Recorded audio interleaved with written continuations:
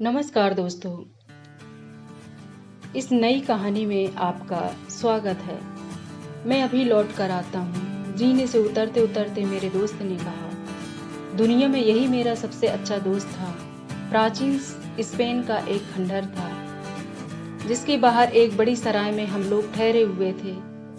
धीरे धीरे वह मेरी आंखों से ओझल हो गया।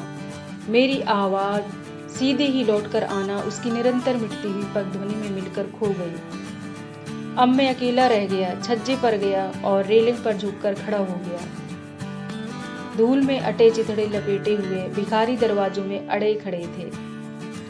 सामने एक गिरजा था, जिसकी खिड़कियों की तरफ मुंह किए हुए बहुत से कुत्ते भौंक रहे थे, क्योंकि खिड़कियों पर जो क्रॉस लगे थे उनसे कुत्तों को उजड़े हुए कब्रिस्तान का भान हो रहा था।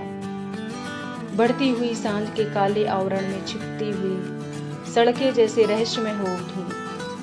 अस्त होते हुए सूर्य के खून की तरह लाल प्रकाश में मकान भूतों के घर लग रहे थे। अपने सामने मकान में एक खिड़की थी, जिसमें से होकर मुझे सब कुछ अच्छी तरह दिखलाई देता था।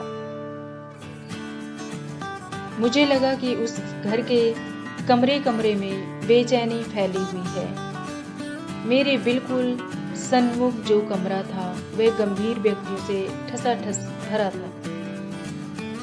उसमें ईसा मसीह की एक बड़ी तस्वीर थी, जिसके चारों तरफ मोमबत्तियां जल रही थीं और फूल मालाएं बिखरी हुई थीं और जिनसे बिल्कुल ताजा खून बहता मालूम हो रहा था। मेरे देखते देखते वे व्यक्ति उस तस्वीर के सन्मुख साष्टांग लेट गए। गली के नुक्कड़ पर खंबे में लगा हुआ लैंप एकाएक जल उठा, चमक उठा। अपने हरे नीले प्रकाश में मैंने अपनी घड़ी देखी। दोस्त को गए हुए पूरा घंटा भर हो चुका था। चिंता मुझे घेरने लगी। जब से मैंने इस प्राचीन नगर पर अपनी पहली नजर डाली थी, डर तो जैसे मेरे दिल में समा गया था। मैंने कल्पना की, दोस्त को कहीं किसी ने पकड़ कर लूट लिया होगा और फिर कौन जाने कत्ल भी कर दिया हो। और मुझे तो ये भी नहीं मालूम कि आखिर वह गया किधर है और क्यों। मैं तरह तरह की भयानक बातें सोचने लगा। कहीं परदेशी जानकर तो उसे किसी ने अपने चंगुल में नहीं फंसा लिया।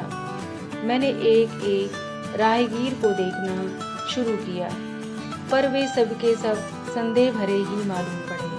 बीमारी और बुढ़ापे से विकृत बूढ़िये थी, अधनंगे बच्चे थे, जिनके बहुत रोने चिल्लाने पर उनकी माताएं उन्हें अपनी सूखी हुई छातियां चूसने को दे रही थीं। फिर बड़े बर्बर आदमी थे, जिनके हाथ में चमकती मूठदार लठ थे। खूंखार घोड़ों का एक दल अपने नाल लगे खुरों को टपटपाते हुए निकल गया। अंधेरा घना होता चला गया। राजपथों पर खूब रोशनी हो गई। एक के बाद एक गिरजे का टावर जैसे सजग हो गया। घंटे बजने लगे। दोस्तों, कहानी कैसी लगी? कहानी का नेक्स्ट पार्ट अगली कहानी में सुनेंगे। यदि आप चैनल पर नए हो तो चैनल को सब्सक्राइब, लाइक और शेयर करो। धन्यवाद।